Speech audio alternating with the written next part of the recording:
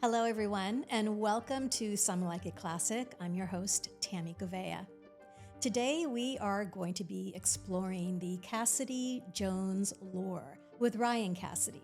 He is the son of Jack Cassidy and Shirley Jones, and the brother to David, Shaun, and Patrick Cassidy. Ryan is going to be sharing his experience, and we'll get a peek through his lens of what it was like growing up in this entertainment legacy, a legacy that he has always simply called family.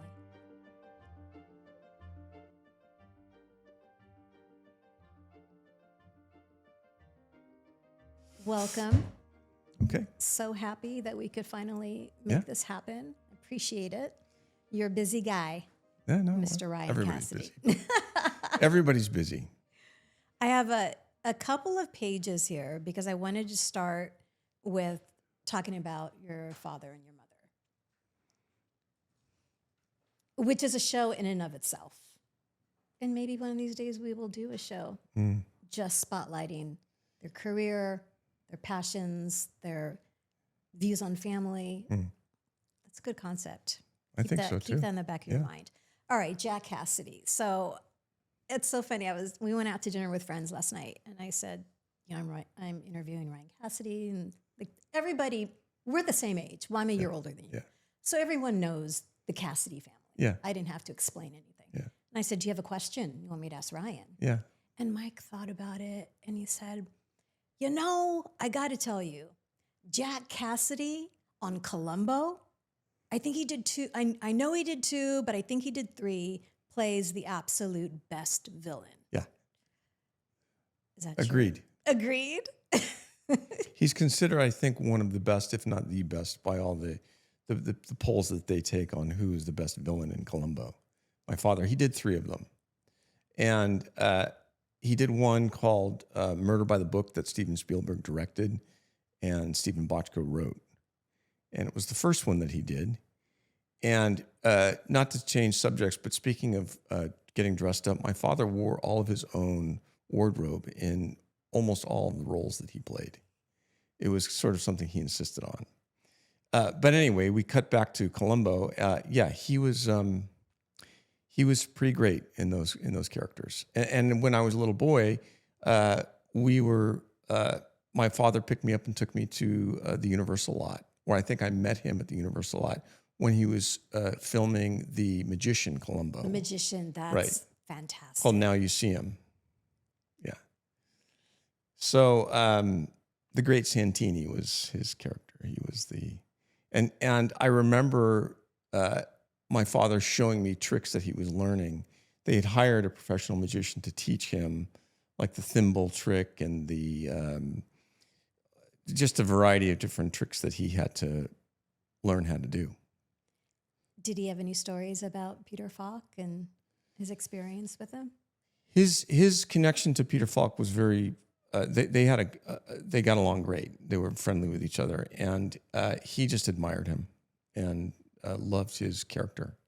He loved the character, and it was.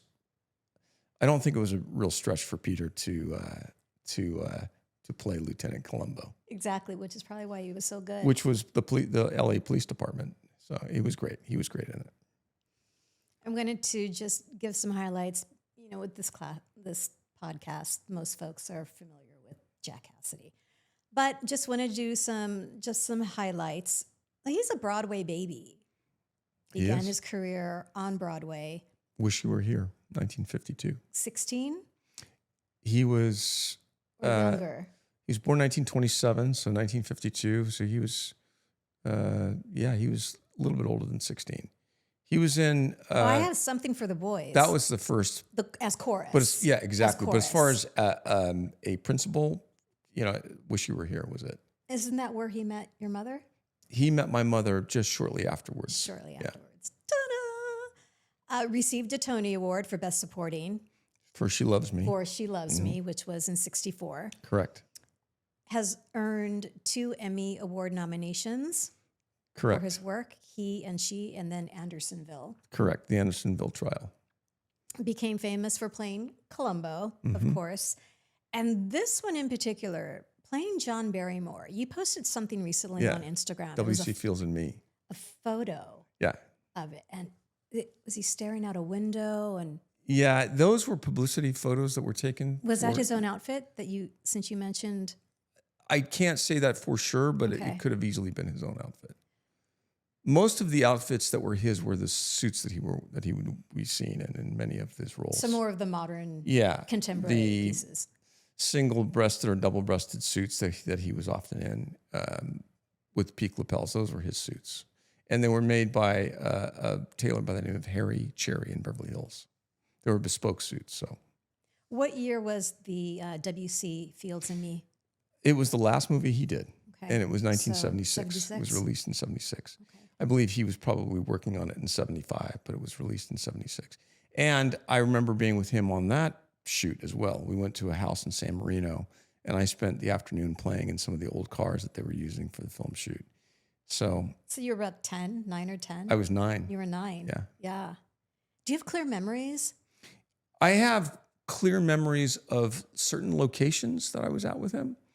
And I have clear memories of just his whole presence of when I was with him and how he interacted with people. He was a classy guy. He was just had an incredible energy and presence about him. They call it charisma? That would be the word. Yeah, you actually took the word that I was looking for, charisma. He was very charismatic. And everybody loved him. Men loved him, women loved him. So it's a heavy burden to carry. Yeah. He could charm the pants off of anybody. And he was, there was some, recently there was some articles that came out about my father and my brother Shaun, and to sort of clarify it, it had said that Shaun said that my father was a phony. He actually was not a phony. He used a accent called the mid-Atlantic accent, which was considered it was a phony accent, but he wasn't phony. And there was a lot of actors that used it. Betty Davis used it. He incorporated it into his sort of dialect as part of just the character that he, I think, saw himself being. My father was really a throwback to another time, which was the 1930s. Which is why I think that connection to Barrymore for me is just so, he nailed it. Oh, yeah. He just nailed it. Yeah, he really did. He really became John Barrymore. I went to see Christopher Plummer do John Barrymore, the one-man show, many years ago, and I went backstage to say hi to him, and he said, I studied your dad's character in W.C. Fields and Me. What a compliment. And it was such a touching, it was really wonderful to hear that. It would be wonderful for anyone, let alone Christopher Plummer. Yeah. I mean, he was such a wonderful actor, and I was really, really humbled by that. You wrote a piece, it was years ago, I think it was back in 83, and it was about losing your father and how close the two of you were. And I'm curious in regards to, are you like him? Are you like your father, or more like your mother, or happy combination of both? Somebody recently asked me that same question. I really want to say that I'm probably more like my mother, but I certainly have a lot of the qualities that my father had. And the qualities that I want to say are great qualities that I feel very, very blessed and fortunate to have gotten from him through just the DNA of being his son. My father had impeccable taste, and not just in fashion, but in decor and wherever he lived.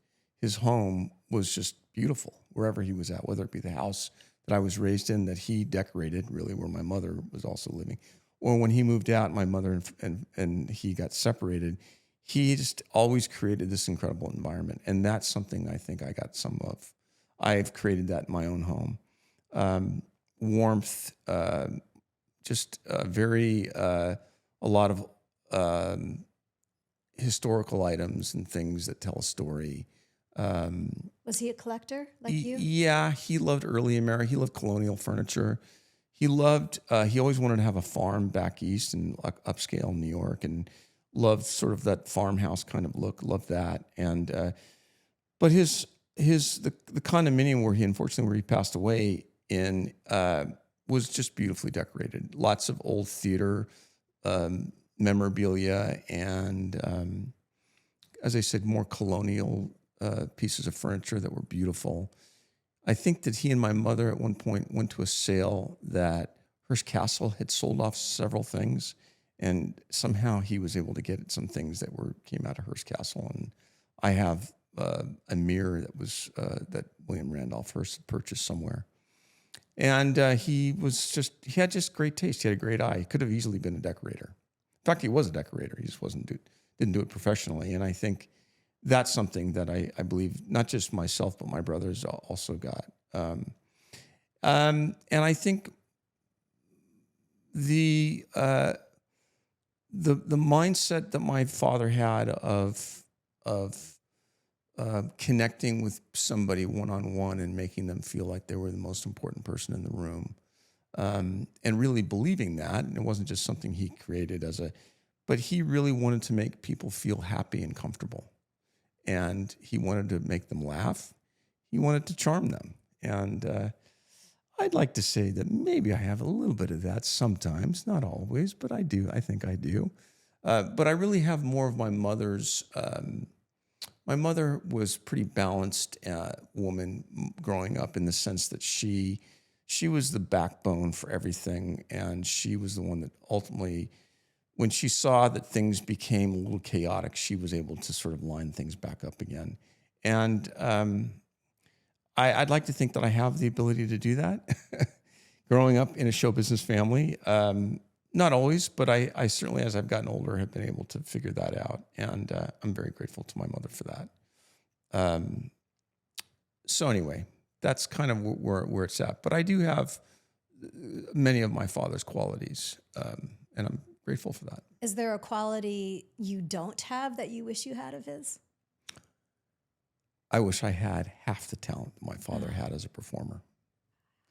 So when my brothers and I get together and we talk about my parents, or we just talk about our family, and we talk about singers and musicians and all the talent that my family has, it is pretty clear that the most talented one was my dad. And I can't even talk about it without getting choked up, because my dad's been gone for 50 years. And so when I think about what he left behind, when I think about what he wanted, which was he wanted to be taken seriously. He wanted what my mother had. He really wanted to be a movie star. He wanted to, there was, I think, a sense of my brother David, who was incredibly successful as a pop star. I think my dad had a hard time with that, not because he really didn't want David to have that, because he wanted to be recognized. And the reason why I get choked up talking about him is because he's got it in spades now, bigger than ever. And unfortunately, it does take somebody passing away, but he's been gone for so long, but yet the body of work that he left behind was extraordinary. Staggering. Yeah. Mm-hmm. I mean, extraordinary. I've met, people in this business, whether it be movie stars or television actors, theater people, that usually they start the conversation off by saying, I loved your dad in Columbo, or I loved your dad in He and She, or I loved your dad on the stage in New York. They usually mention his name before they get to my mother. And then it becomes, I grew up watching the Partridge Family, or I grew up, So that's a really wonderful,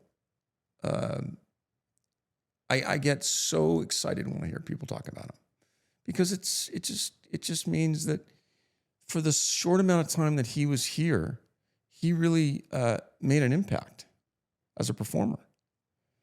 And so this podcast is about legacies. Yeah. And when we talk about your father, and to your point, the short time that he had here, the legacy, you get goosebumps, yeah? The legacy is profound. Yeah. And there's so many inspirational moments. You're in it. You grew up in it. So you probably have a plethora of inspirational moments. But for me as an outsider, to be able to look at his career and what he did, how he lived his life to the absolute fullest. Oh, yeah. With sincerity and integrity and passion. Yeah. That's the kind of legacy that we all wish for. Yeah. And he definitely lived his life in the fast lane, but lived it to the fullest, enjoyed it, apart from some of the imperfections that he had and things that maybe he struggled with. And everybody's got their things that they struggle with. I think had he gotten a better handle on it at a time when there maybe wasn't enough research done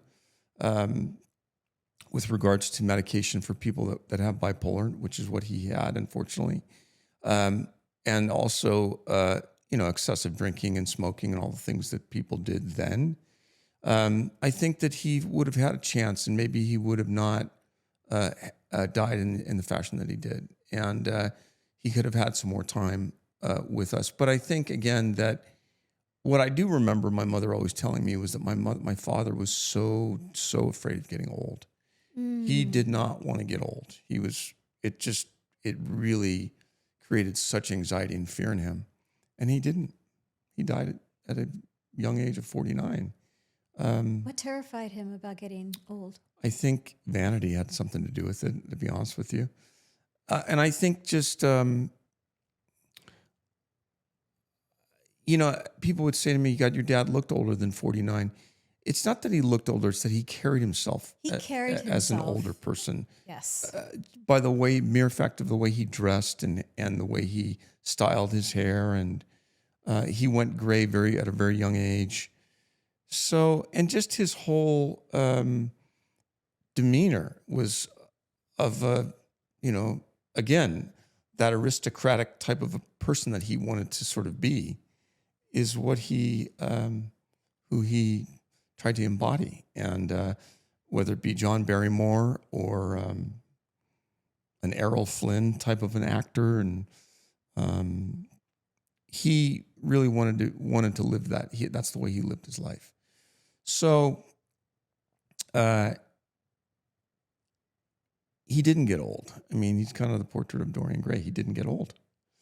He's always going to be incredibly handsome, 49 or younger, from the person that is watching him on a rerun of a television show or whatever. So from that standpoint, he got his wish. It's unfortunate that he left behind so many members of his family that he could have seen and had a relationship with, and maybe even a better relationship, because there was some issues there with he and my older brother David, and had things been had a different, had he had a different outlook on things and maybe had gotten healthier, I think that would have changed, and he would have had a really healthy, wonderful relationship with him, because he loved nothing more than family. He would talk about it a lot, and I might talk about it with my brother Shaun, that the thing that my dad wanted nothing more was to have his family around, and to the importance of family and the importance of being authentic. As I said, the opposite of what I was hearing all these, magazines talk about my dad being phony. He was actually not phony. He used a phony type of accent, but that then got framed as being that he was phony, which he was not. He was just he was an actor. Who inspired him? Well, the movie that I think was the movie that absolutely got him to go, that's what I want to do, was the movie Grand Hotel. Oh, such a great film. He went to see that movie as a little boy, and he was born in 1927. The Grand Hotel was 1932, so he was a little boy when that movie came out, and I think that movie left him. And the other person that inspired him was a man by the name of Joseph Spah, S-P-A-H. His nickname was Ben Dova. And Joseph Spah was in a movie called The Marathon Man. He was a German man from Germany, and he was an acrobat. And he married my father's mother, my grandmother, her sister's daughter. So we got that. Mm-hmm. And they lived next door to where my father was being raised. And he survived the Hindenburg explosion. he jumped out of the Hindenburg and broke his ankle and hobbled away. And there's been all kinds of documentaries done about the Hindenburg, and his name is always brought up. Well, he taught my dad basically everything about show business. Because he was a performer, my dad was really intrigued by him. And he was the one that's kind of like pushed my dad into maybe considering performing. And my dad just was naturally a wonderful singer and a good storyteller, which his father was. One of the wonderful gifts that runs in my dad's family is storytelling. He was a great storyteller. Shaun has the ability to do that. He's a great storyteller.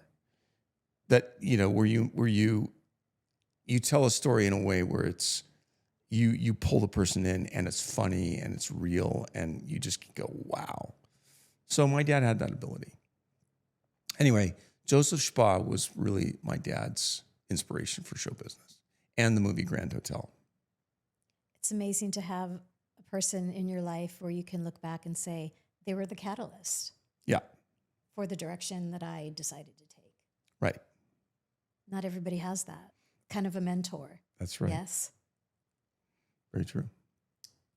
Stage, television, film. Did your father have a favorite genre, performance-wise? Stage. Yeah. I think. It's bigger than life. Yeah. Yes? Yeah. And it's funny because if it wasn't stage, let's say if he was doing a television, show, scripted show, and there was times when he would ad lib his own, he would incorporate his own line into, and they'd use it. And he had the ability to think really fast on his feet. And he did that beautifully. He was so polished. He was just so. It was just, again, that's a gift. He had that ability. But theater would be really the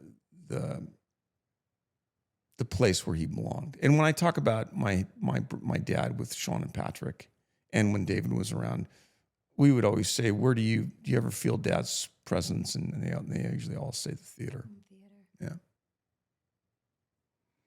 It's funny because I was recently in New York, and I took my daughter Megan, and wanted to go to some theaters where my dad would have performed, so I took her to see the Oz movie. Not the Oz movie. The Harry Potter? No, the movie about the witch. Hello, my. We're so bad. Oz. Glenda, yeah. The Wizard of Oz musical. Yes. Joelle, Anyway, what are we trying to remember? What's the name Why of the am I movie? not thinking about this? Anyway, we saw it, and it was really, really great. But in the out in the lobby, there was all these pictures of all these performers that had performed there, and I thought, I wonder if I'm going to see my dad here. I didn't, but and then the Winter Garden Theater, which is where George Clooney was doing Good Night, Good Luck. Mm-hmm. My dad did perform there, and it was really cool just showing my daughter, his biological granddaughter, some of these places, and it was. My daughter was really kind of enthusiastic about it. She's like, "Wow, this is so cool, Dad!" And and she has a little bit of that. She's already into doing theater work and singing, and she's learning how to play the guitar and that kind of thing. So, how old is she? She's 14. Wow, for her to make that connection and have that understanding of the importance of my Yeah, she loves New York City a lot. We were just talking about that earlier about the love of New York. The energy of it. And I can see how your father in particular would just thrive on the energy of the city. Right. Let alone the theater in New York. Yes. Oh yeah. Well, that's where he was from, and he had it all there. That's where he was most, I think, at home. if you could say something to him today, what would you say?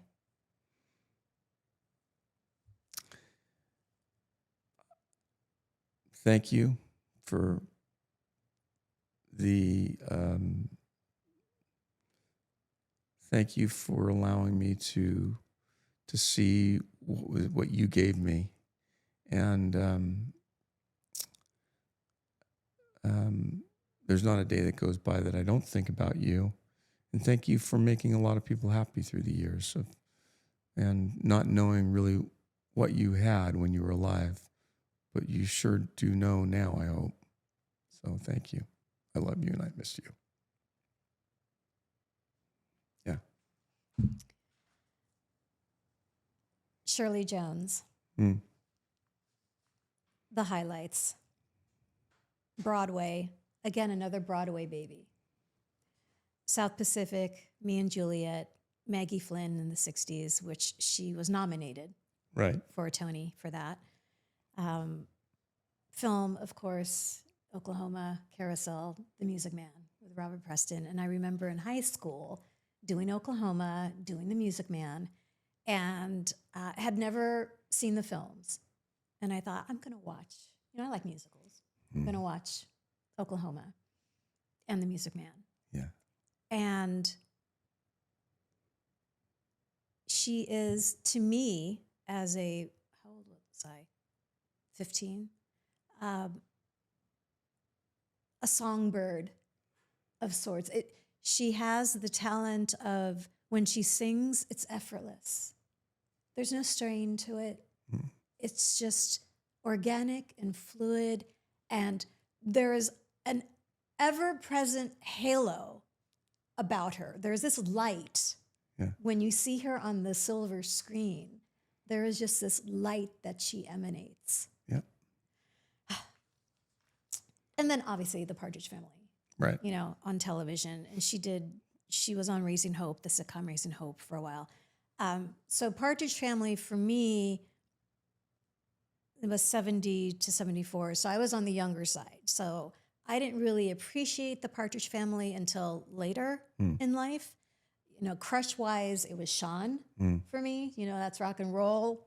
Sang that for hours on end in the car, on the radio, because they always had that top 40 countdown every week. And so I was always rooting for Shaun. But I saw a clip of This Is Your Life. Wow. With her. And, Edwards, what was his first name? Ralph Edwards. Ralph Edwards. He's got the little book tucked underneath his arm. Yeah. Yes. And she's there under the guise that, the Partridge Family is there. They're doing promotional recordings. Yeah. And he comes on the stage and she's not really sure what's going on, but it's also her birthday. Right. So he can milk that. Yeah. That's why we're here, to celebrate your birthday. That's right. And I'm just going to think, oh my gosh, I can't wait for the reveal moment, right? Yeah. Which is why we love that show so much. Right. And she saw the book. And you see her face go, oh my gosh. Mm-hmm. And Shirley takes out the book. This is your life. And she yells, Jack, I'm going to strangle you. That's right. That's exactly what happened. And what an episode, Ryan. Yeah. When your father I know. appears. It's incredible. There's her song teacher, her music teacher. Yeah. And do you remember? Yeah. Very well. All of you were so tiny. Well, first of all, I had a huge crush on Suzanne Crowe, who was the little redhead from Partridge Family. And I remember when she came out, all I wanted to do was stand next to her, so maybe she would see me and kind of like say hi to me and give me some attention. Did she? Yeah, she was always really sweet.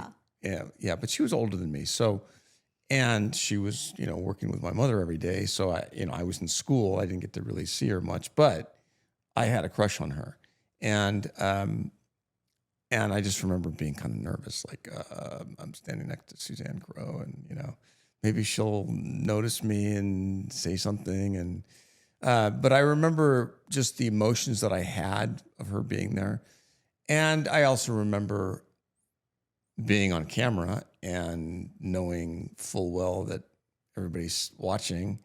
And I think there was something very powerful about my whole family being there together, including my grandmother and my mother's best friend, Shari Price, who was my godmother.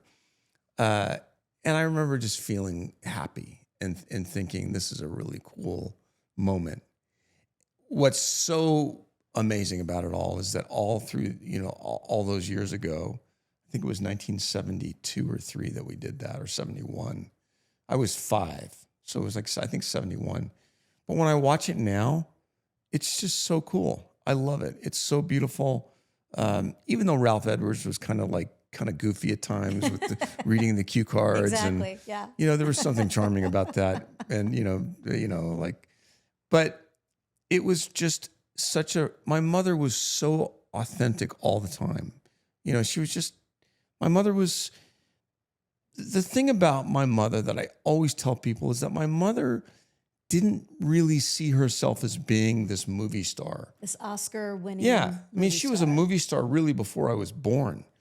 She saw herself as, that's what I do I'm an actress, I'm a singer, but it's just what I do for a living. I don't, I'm not, she was from a small town with small town sensibilities, and she was just authentic and real, and that came across, and people love that, especially when they see it on their idol or, somebody who they grew up watching and they're going, my God, she's just like my mom, and she's just so real and so down to earth. People love that.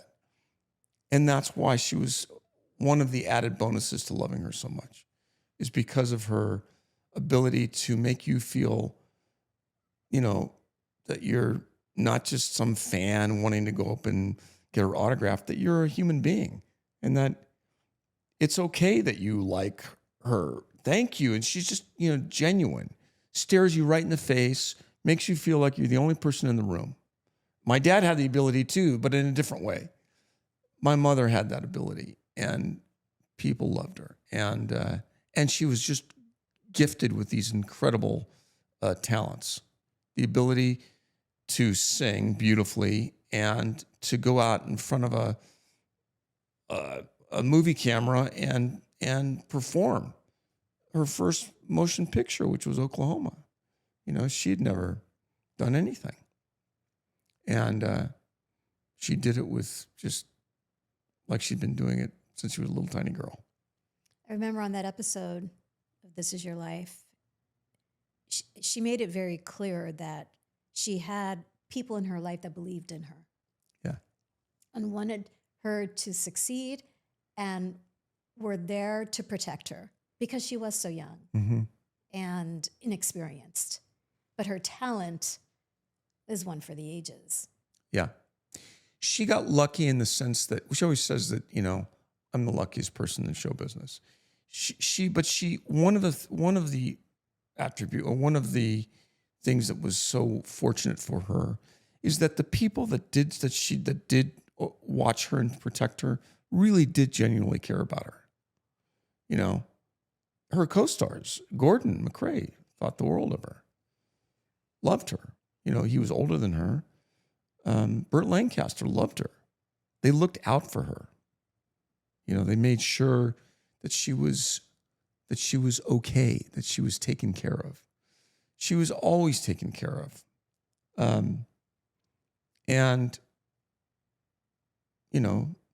So my point is that there wasn't any malicious intent with anybody that she worked with. There's always a few directors or people that she worked with that maybe she had a hard time with, but even the directors, they loved her.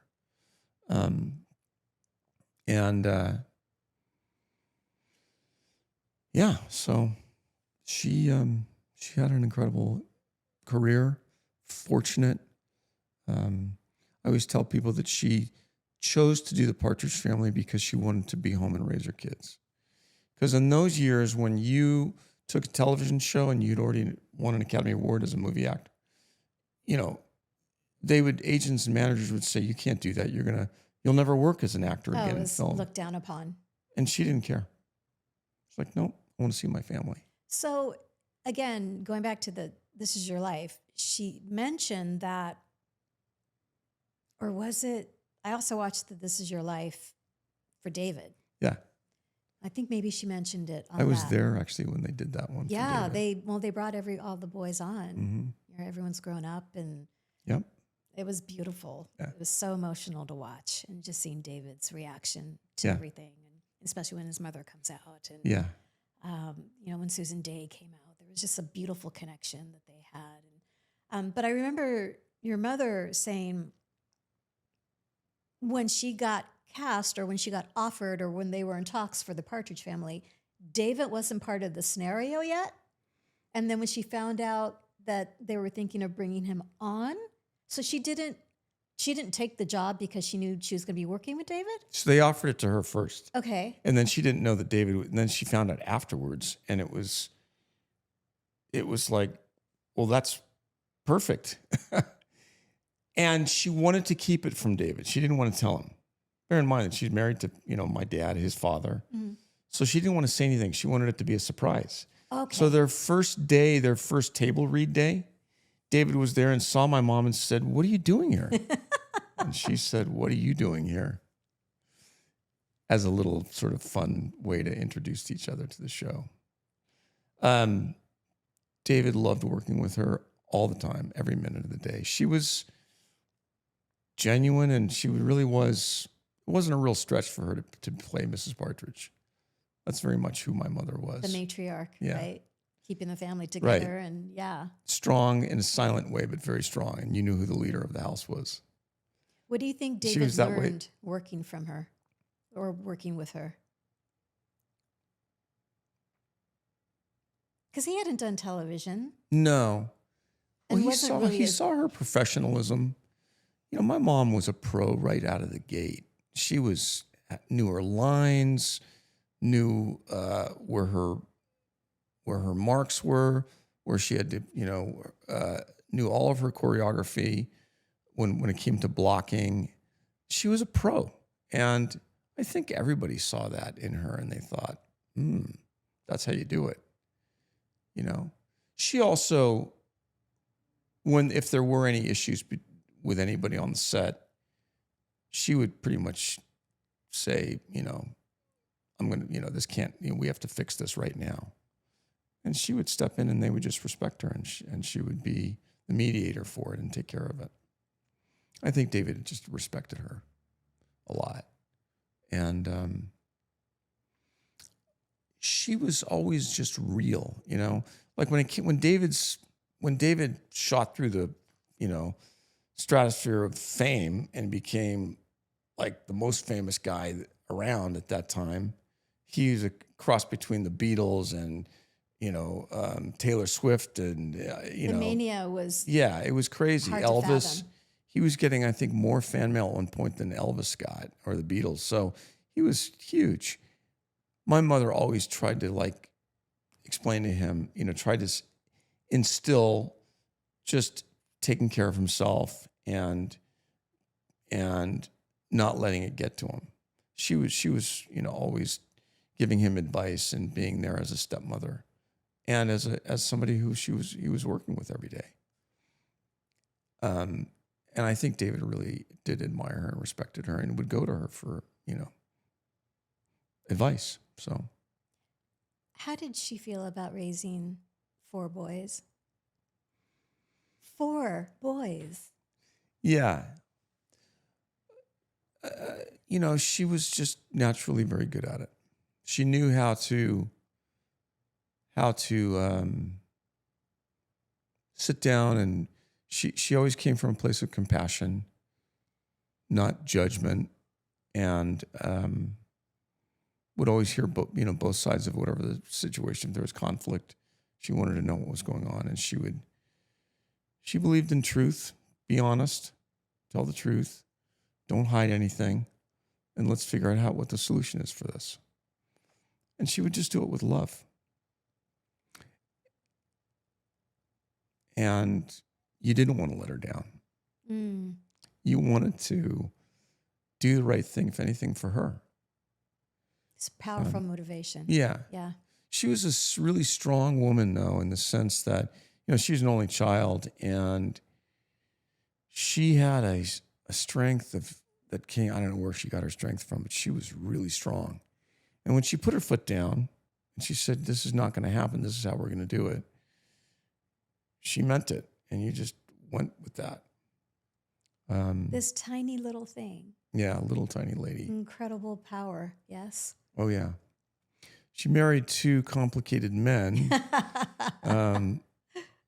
Marty's a whole other topic, but I'll let that go for the time being. But my father was complicated but great, and she managed to, she knew how to somehow deal with it though, and she could manage it as best as she could until she couldn't, and then she had to make some decisions. But my mother was fiercely loyal to the men that she was married to a fault, I think. But it's a different time now than it was then, so she was very loyal and loved both the men that she was married to. My father, I think, being the love of her life. So, but again, when it came to parenting, we would, she'd come down, she'd put her foot down, and that's what you had to abide by. Was there a good cop, bad cop? Yeah, usually. She was, I just remember when I was in school, I had some struggles in school, and academically I had some struggles, and she was always like, just do the best you can. Her whole philosophy was that she just wanted you to be fair, and she felt like whatever you did in life, you just had to be, you should do whatever it is. I'll support as long as you're happy. She really didn't want us to go into show business. She wanted us to go to college and get a degree and do something completely different from show business. But it didn't work out that way. No. And everyone's so talented. Yeah, thanks. I think so too. I think everybody has a lot of talent in my family. And I'm very proud of who they are. And I think she's very proud of us. In fact, I know she is. And I know that my dad would be just glowing, as if he's not already, wherever he's viewing whatever he's seeing that's going on in this living world. And I think he's around. I think he's so happy. So by the time you came around, by the time you were born, again, both of your parents hugely successful. Did you have an understanding of fame? Was it a concept as a young child for you, or was your mother just really keeping it real at home, and you didn't really understand your parents? They were stars. Yeah, I had a concept of fame, and I didn't. She did try to keep it real. She didn't want us to, get caught up with that. And but I grew up in a home where our home was on maps to stars' homes, where people would drive by all the time and, wait to see if they're going to get a glimpse of my mom coming outside, or David, if David was living. David was never living there. And I kind of just, on some levels, I liked it. On other levels, I thought, this is not realistic. This is not, this is just unrealistic, this whole world of being famous. You mean it's not sustainable? Not realistic is not the word. It's not normal, maybe. It was realistic in the sense it was what I was, but it got to the point where I just thought, well, that's what my family does. And I loved seeing them perform. I loved going to the set of wherever my mom was shooting, whether it be the Partridge Family or whatever movie. I loved that. And I did like the attention that I got through it. I'm not going to deny that. I did like it. But at the same time, I had to sort of navigate and swim through, waters that I was not familiar with. And like, where do I fit in here? Because everyone and that went took a into few show years. biz. Yeah. Patrick acting, Right. Shaun, everybody. And now there's a generation of kids that are not all in show business. My brother's kids are not all in show business. And but they're all leaning in that area on some levels. Music's, there's a lot of, kids in the family that sing and play instruments, including my daughter who's taking guitar lessons now and loves to sing. So, yeah, but I think that I think I was probably the only one that had completely different interests other than show business. Like I had an interest in law enforcement. I had an interest in, I wanted to open up an antique store. I wanted to be a decorator, I guess, and Where designer. did the law enforcement interests come from? I had friends that were policemen in Beverly Hills when I was growing up, and I thought what they did was really cool. And I also loved, I'm a people person by nature, and I there was something appealing to me about wanting to provide a service and be of help to people. And there was a part of me that wanted to have a position of authority because I felt like I never had that being the youngest brother. I was like, where do I fit in here? I wanted to be somebody that people needed. You know what I'm saying? There was a part of me that wanted to be needed for something. And I guess wearing a uniform was also appealing. I love getting dressed up. So that all kind of appealed to me. And I ended up becoming a law enforcement explorer when I was 15, 16 with the sheriff's department. And then I ended up becoming a specialist with LAPD, and I'm currently that. I'm what they call, it used to be called specialist reserve. It's now called specialist volunteer. So I actually do volunteer work with the police department.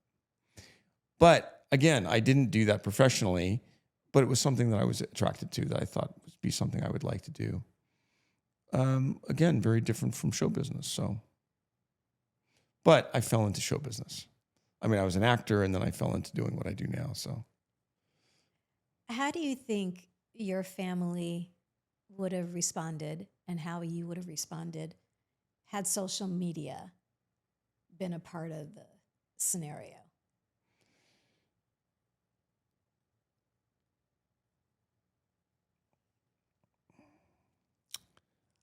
I don't know how well they would have taken to it. I think that as it sits, I think there's aspects of social media that are very unhealthy, and there's things about it that I think are helpful. I think there would have been a lot of structure with social media with relation to how we involve ourselves with that, I think.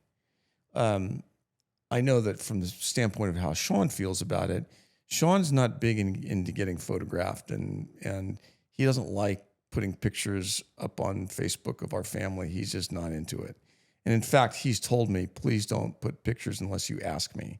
And I have to respect that about him, and I do. And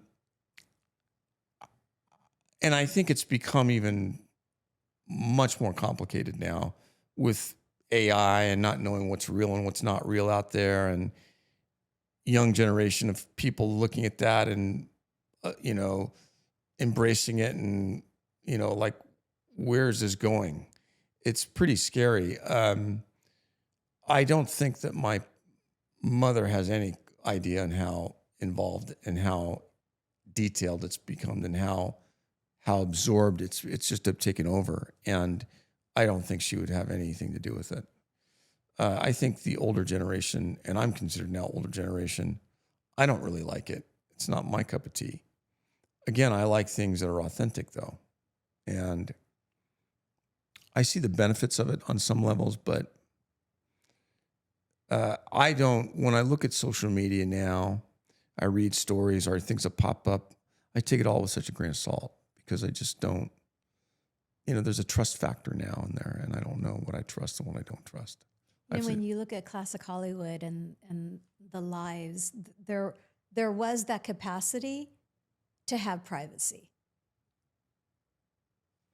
Sometimes it was more challenging than others, but you were still able to some extent keep things private.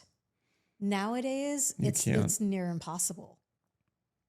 That's why I think it would be really hard for my parents to accept that. It's hard to accept it now. I mean, as it sat, we lived in a home. Again, that were on maps that you could buy up the street, maps to Stars Homes, and people would be driving by our house all the time, taking pictures. So now you add social media to that, and my God, where can you go without being invaded? What were the holidays like? They were great. I loved Did your the mom and dad holidays. enjoy, My dad Christmas loved and- Christmas. Yeah. And our house was done up beautifully, and there was 1,000 presents under the tree, and he would get dressed up as Santa Claus, and he'd leave cookies and milk out, and he would eat half the cookie, and you'd see it the next morning. And they were great. We had big family gatherings on Christmas Day. Christmas Eve, we usually went to a close friend of the family's home for Christmas Eve dinner. My mother always had lots of people over for Christmas Day, though, and it was great. I Do you loved continue that tradition? Is it a big deal? Not as much, although my older brother, Shaun, has created his home has become the place that everybody goes to, and it's great. And his beautiful wife, Tracy, is a great cook, so there's always incredible food. So yeah, it's fun. It's interesting that you say your mother never pressured you or the boys about going into showbiz. In fact, wanted you to avoid it. Right. Just do what makes you happy kind of thing. Mm-hmm. And you dabbled in acting for a little while. I mean, you've worked more on the production side of things. Right. Is acting something you would consider Oh, yeah. revisiting? Absolutely. So, but not singing. Singing's just... I don't have the voice that my family has. No? I just never developed it. I'm sure that there's some stuff that's just God-given that I have if I wanted to really develop it. But it never was a driving force in my desire to, I guess, to be able to entertain people by singing. I never really felt that it naturally didn't come to me to do. So I can't, and I don't want to do things just for the sake of saying, well, I should do this because everybody else does it in my family. Why not? Being an actor is a different story. I do like acting. I do have the ability to do good work as an actor, I believe, given the right platform. So having said that, yeah, I'm exploring that now. Have you done stage? I have, but not a lot of it. But I have done some theater, yeah. Do you enjoy it? I do. Yeah, it's the rawest form of performance. When you go out there and you're in front of an audience and you have to deliver, and you hope that your lines and you don't blank out. Yeah, you don't draw a blank and go and sometimes you have to get creative and ad lib if you forgot something and know how to quickly do that. Well, talking about creativity, you have a children's book out, which is right behind us. James Cagney Was My Babysitter. Tell us about the experience that inspired this book. Well, my mother did a movie with James Cagney called Never Steal Anything Small in 1957. The movie's called Never Steal Anything Small. It was made in 1957. And so my mother and father knew James Cagney, or Jim Cagney, and his wife. And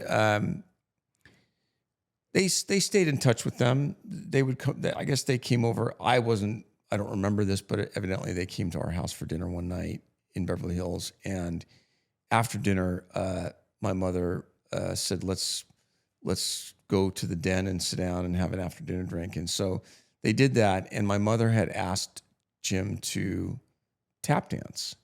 Well, it turns out that he ended up rolling back the rug and doing all the numbers from Yankee Doodle Dandy.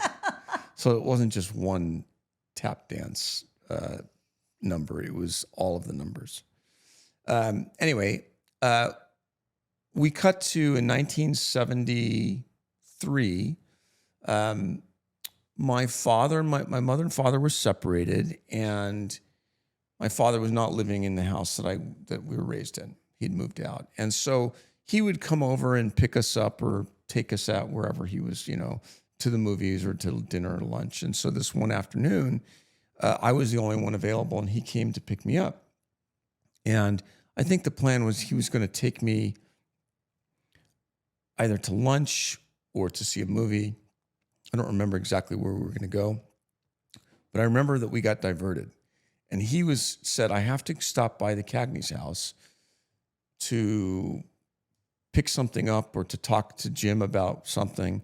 And when we arrived, my dad made a phone call and I believe had to change the course of the entire afternoon and go pick up my brother. I don't remember all the details of that. What I do remember is that when Jim was there, we got to the house, Jim said, Jack, why don't you leave Ryan here and come back and get him when you're done with whatever he had to do? And that's what happened. He ended up leaving me with Jim and his wife. And I spent probably 5 hours with him in his living room talking about his house, talking about, he drew pictures for me. So he was good with kids. Mm-hmm. He was great with kids.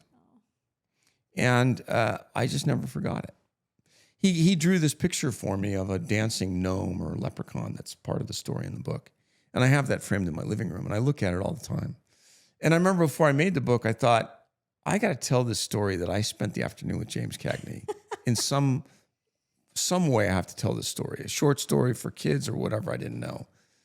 And so I had wanted to write this book for a long, long time. And finally got it together, and I did it with Johnny Ray Miller, who was my writing partner on it, who'd written a book about the Partridge Family. And when I pitched Johnny the story, he got it. He said, "Let's do this. Let's put a book together." So we did. And the publisher is Goodnight, Knight, Goodnight Books, and they're sort of a boutique publishing company in Pittsburgh. And I pitched it to them, and they said, let's make a book. So it all came together. It started, and we started doing it in 2020, around COVID year. And then it took about a year to complete. And it's 64 pages long. And you can read it in 15 minutes.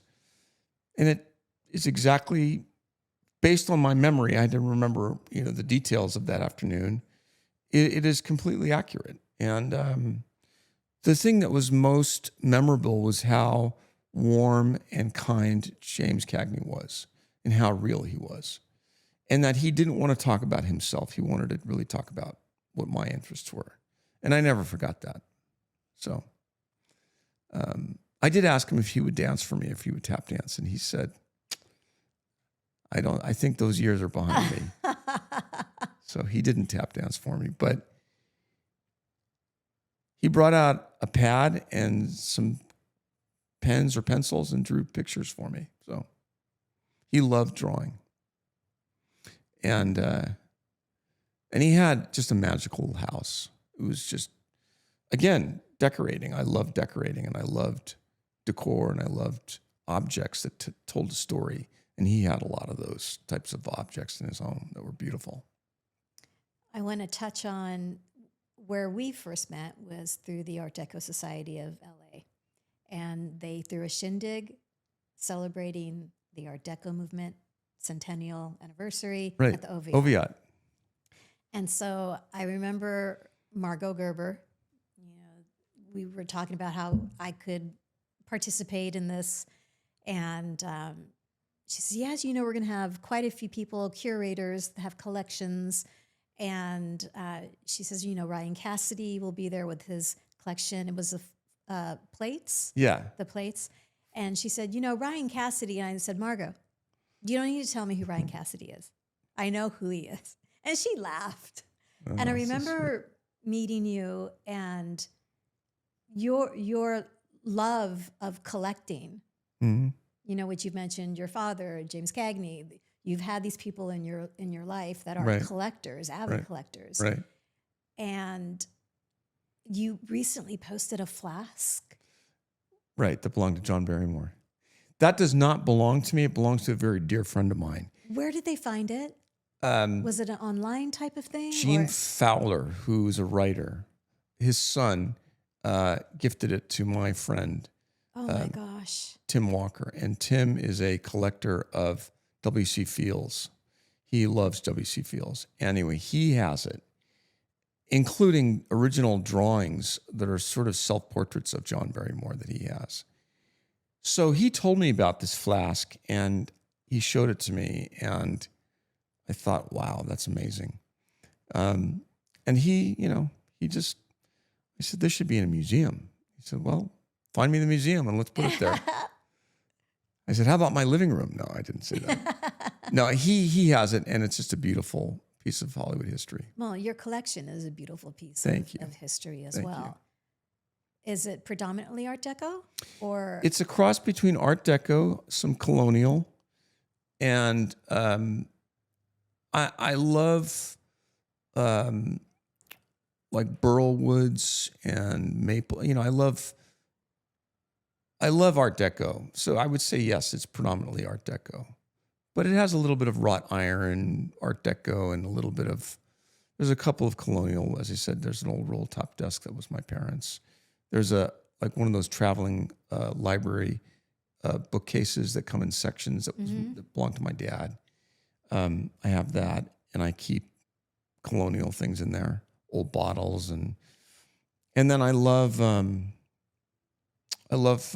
Parisian French Art Deco. So I have some French Art Deco, and then mixed in with a little bit of Hollywood history, mixed in with that kind of thing. The history of Los Angeles I love. I'm a board director with the Los Angeles Police Museum. So we're in a 1925 former police station. That's where the museum is, and it's in Highland Park. And I am involved with their exhibits as well. We're doing a Gangster Squad exhibit. Oh, how exciting. That'll be opening in December. So I had no idea there was a museum for that in Highland Park. Yeah. That's fascinating. I might have to call them. Anytime. You would love it. It's Yes. got a lot of really cool exhibits. Before we wrap up, circling back to your family legacies and the preservation of it, the education for others of the legacy, not just because of its classic Hollywood connection, but a family legacy is something very beautiful in and of itself.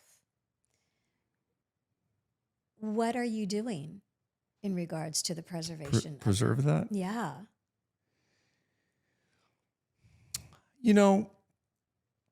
We go back to talking about social media, and I'm a big proponent of teaching the younger generation on, or not teaching them, but sharing with them the body of work that every member of my family has done. And I do speak a lot about my father. I show pictures of my father. I get dressed up in old suits. That keeps my dad's legacy alive, in my opinion. My mother, thank God, is still with us. I love when they show her movies on TCM, yeah. and I think that's really important. It's really about sharing my family through images and stories and podcasts and interviews, and speaking of them in a way where I don't just sort of colorize and make my family out to be this perfect family that never had any family problems, because we did. But I tell the truth in that I speak about, again, the beautiful work that they've left behind and that they're currently still doing, and how I think that young people that want to be actors or singers can look at our family and see that we're really just a family that's a real family, like their own family, but this is what we do for a living. And we don't take it out of the context of what it is. It's a way to earn a living if you're able to do it. I work in the set decorating world for TV and film. So I've managed to make it work from that angle. But I also believe that you can always, if you have a gift, my father used to always say that talent will prevail. If you have something and you're not aware of it, that you do have a talent, it will eventually prevail. If you believe in it, and if you and you exercise it and you work on it, it'll show itself. So, I just want to keep my family's legacy alive by talking about them and by, sharing their films, talking about their movies, writing books, and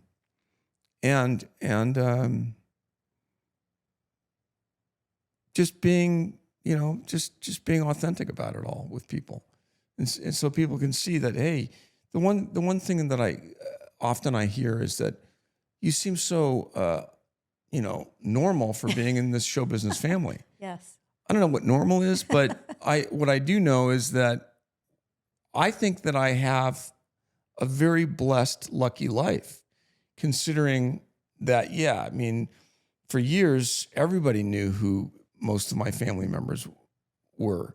Not so much now, although a lot of people still do, just because of generations. But to keep their legacy alive, you talk about them. You share the body of work that they've done, music or film or books, theater.